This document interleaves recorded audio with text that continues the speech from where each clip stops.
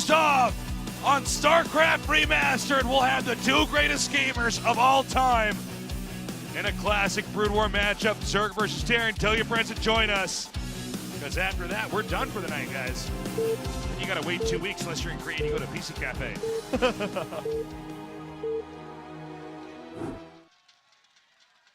Guys, Morpheus is fighting Neo. Certainly is the case, Tasis. Damn right. Announce them for us, Tasis. In the bottom left, we have Jaedong, or Morpheus, I guess in this case. What? Okay, that was weird. All right, he stopped it. That was really scary. Okay. In the upper left, in the green, we have our Terran player Flash.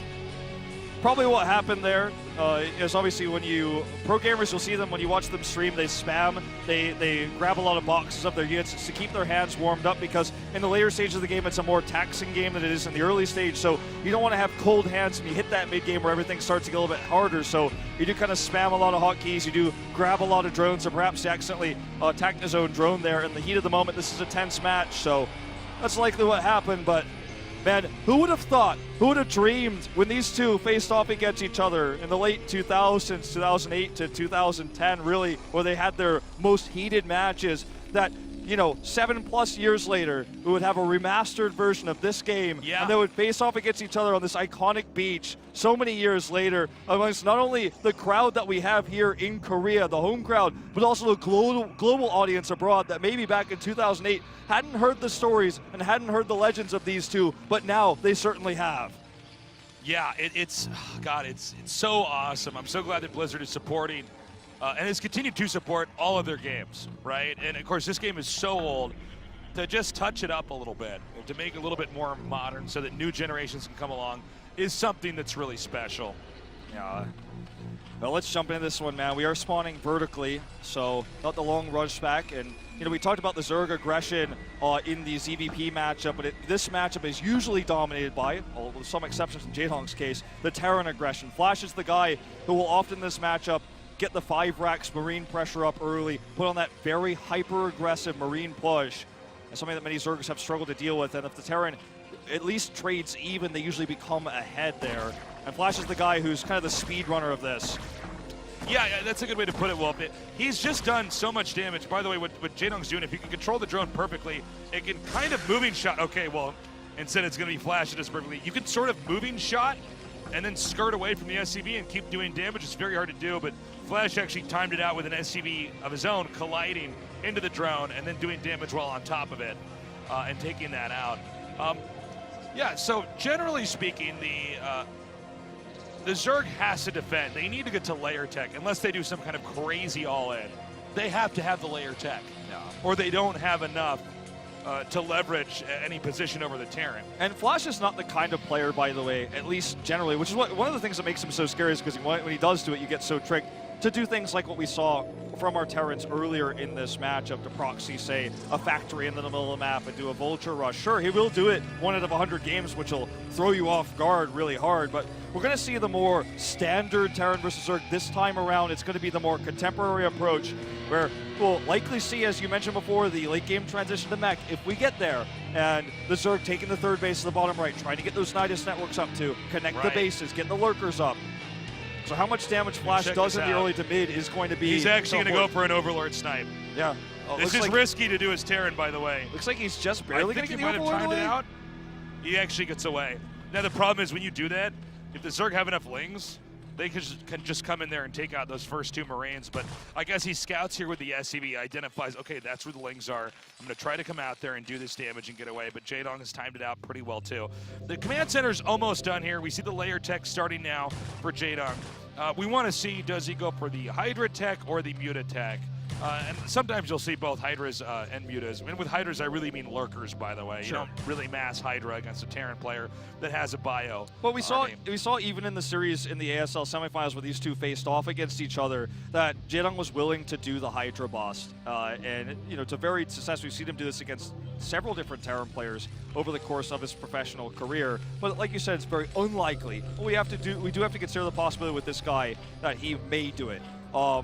but it's more likely it's just going to take the macro approach. Does have the third base for extra larva, not a third base per se, but a third macro hatchery. hatch, yeah. Yes. Terran can't really move out on the map that safely. I know we saw 2 Marines go out, but there is risk involved there. If the Speedlings come and catch it, those Marines are dead. But Terran can't move out until they have stim and medics, because that's when Marines become, instead of these flimsy units that die to basically everything, they become these very agile, deadly units that deal damage very quickly and can escape and be microed in such a way that you can end up winning fights that you should never have been able to win. Yeah, when you have the medics out, the Marines go from being paper thin to feeling like they've got steel armor against units like Zerglings that do damage just too slowly to actually to get through the healing power of the medic. So looks like we're going to see that 5 rack swap. He's got the 4 already. So this will not be the switch into mech, at least not yet that we've seen before. This is something you do to try to make it incredibly difficult for the Zerg when they're trying to get the third base up. You have so much muscle on the map. As long as you control things well, it's very tricky for the Zerg. So mid game is going to be very dicey for Jaedong. Notice that Jaedong sent a Zergling to every corner of the map right now just to make sure several things. 1, that there's no dropship across the map. 2, that a Marine didn't sneak across to try to block the drone. That's probably going to go to the bottom right to take a third base. Isn't getting away with lurking there, so we can kill the drone. Gets a ton of extra vision this way. And it's very mechanically demanding to send Lings across the map like this, cloning them around, but he spent the resources to do so. And we are going to see the attack now, or sorry, the tech now coming out. He does have that Spire completed. As the game continues on, we see the scanners are going to be ready. Now there's a couple techniques that Zerg can use. One is called hold position lurkers or stop lurkers. You can bury them on the map. In this case, we see it might be instead mass muta with Ling, which if Terran gets in a certain position, they can get completely blindsided and run over. You can also use the mutas to try to counterattack. Now, we should eventually see lurkers later on if we don't see them now, but just to give you guys a general picture of what this phase of the game is supposed to look like, that's what you want to watch out for. So it seems like Flash has perfectly timed out the turrets. Yep. Just a few Marines here because he knows the turrets can be repaired. And what the idea with these mutas is to buy time to get these sunken colonies up and to catch reinforcements. This means that if he wants to attack, if he wants to commit heavily, we're on camera right now. What's up, guys? If he wants to commit heavily, then when he goes in, when he does go for the attack, then reinforcements can be cut off, of course, by those mutas. So this army right here is the only one he's going to be able to push all the way across the map with, because any reinforcements will be killed by the mutas. As you can see here, they're trying to catch those reinforcements coming out of the natural. And the turrets make it so the mutas can't really harass. They're just simply there to buy time. Does try to get a turret here, but there's too many Marines back at home. Okay, so he's coming here with these mutas, but there is an army of Marines and medics making a beeline down to the bottom right. It's very important that the Zerg gets the hatch up. Now, the drone hasn't started the hatchery just yet. Jaedong spent a lot to try to keep that alive. The Marines are now turning around. Now we're getting to the phase where there will be lurkers in the game. Note the muta control. This is very hard to do, but if you can shave off enough of the Marines and keep the Terran oppressed and stuck inside of his base, you might be able to control the sway of the game. Uh-oh, he's going to get the drone. Okay, there it is. This is what I was talking about earlier. When the Zerglings went out, they were looking for this exact Marine that hides early to snipe the drone, because it buys so much time for the Terran, to keep this economy. He's even going to look for the Overlord here. It would be incredible if he gets it. Lings are coming over, but I don't think they're going to save this OB.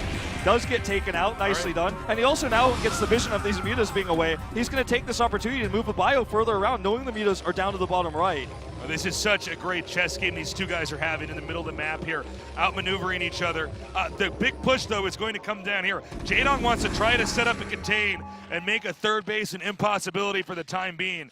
And it looks like it just might work, Wolf. Yeah, look, this is such a strong bio push. It's got the +1. The mutas here are going to be able to snipe reinforcements if they can actually buy time. If these lurkers can buy time, he's going to come in. The lurkers aren't ready. The eggs are in morphing mode right now. Does Sim in, tries to break down the sunkets. Great Mulus micro here from Jaedong, losing very few, getting those claim shots up. Can he get the lurker burrow? It comes with the counterattack here from the Lings. Will he be able to hold? Lurkers need to burrow. They do burrow, and it looks like Jaedong will stave off the push. That was just barely held. He did a great job with the mutas over the ledge, hitting that. The lurkers burrowed immediately after they hatched, and the Lynx came in at the last second, right as the sunken colony defense had fallen. Map control right now is going back to Jaedong, but Flash has a second push coming up here. Flash eventually will have to answer the question, of when is he going to get his third base, because right now he's powering on 2, whereas Jaedong's hatchery is on the way down here in the bottom right. Yeah, the next step, of course, for Flash is to figure out how to deal with that. He's going to have vessels out here to deal with the lurkers. Speaking of which, had he gone for the third base with this risky move out, the whole position lurkers could have trashed his army. He doesn't have vessels here, so he's lucky he didn't take that path, or he might have just lost his entire army. They are spotted now here. Flash going for the stim chase. Does have scans, of course, mind you, to engage on this. Jaedong wants to race him to the top of the ramp so he can hold this ramp here. Or not ramp, but obviously this choke point, I should say. And he does get there in time, and there's a Nidus Canal available, so this base should be defended. Now that he's got the creep here, he can place that Nidus. So close call, barely getting those lurkers in that choke point means he saves the third for now. Okay, now Terran's gonna have to rely on drop ships being sent around the map.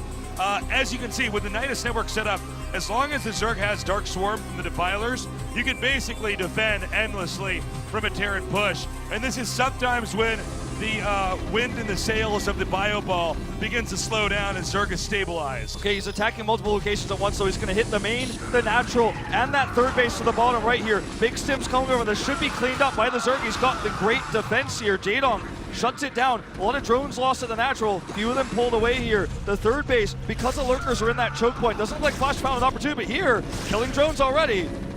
Again, it's going to be the mutants that have to clean up the remainder of this. He's taken out that attack over there. We're going to see now if Flash can try to bust through at this base over here. Now note, the angle that the lurkers are at, you basically cannot walk through with Medic Marine. You can, however, drop, and if the lurkers are not ready to defend, then this base can go down, and Zerg has to have 3 bases in this phase of the game. If he targets that Nidus, no one's coming through. Let's see if he can get it. Looks like he wants to go for Broke here on the drones first instead. Lurker's coming over with a beautiful scan here, and he does have a decent split. Targets down the first lurker. The second one does go down here. Oh my God, Too many he Marines. actually did it. He actually pulled it off. There's he not needs enough the units. mutas back over here. No the links, nothing.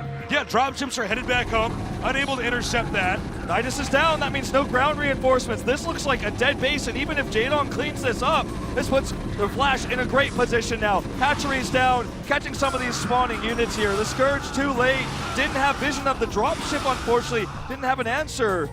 And now Flash doubles his supply, and 2 base versus 2 bases are a disastrous position for the Zerg. Jaedong needs to retake that, but this is now an opportunity for Flash to take the third. He killed so many of the lurkers too. He kept his vessels alive, and Jaedong is in deep trouble. As you can see, Flash is still forcing Jaedong to juggle around the map to try to deflect this. Jaedong has not managed to get these Scourge to connect with these dropships, and this means Flash then reverts back into pushing out in the middle of the map. Assuming that the Zerg army has probably been thinned out enough, a head-to-head engage should be one he can win. Yeah, with these vessels now and the Irradiates available, should be able to win it, but he's not microing them, he's not paying attention. Huge opportunity here for Jaedong. Looks for the first vessel, does actually fail to get it, will pull the Irradiated Mutalisk away immediately. Decent micro here from Jaedong, but he's bleeding off units right now, and this push, maybe the last one of the game as he moves across now. Vessels leading the charge. He's lost so many drones, down on economy, desperately trying to replace that bottom right base, but that's it, he types out GG! Flash wins in our final match tonight. I gotta say, that was a very good game by both players, just barely. Jaedong managed to keep that base there if he was ready at his third and had the right units. The lurkers perhaps just staying around the hatchery instead of at the entrance. He might have actually won that game. If he had more vision, or if he had Scourges, if he kills the dropships, if he just knocks those 2 out of the sky, totally different game than what we just saw there.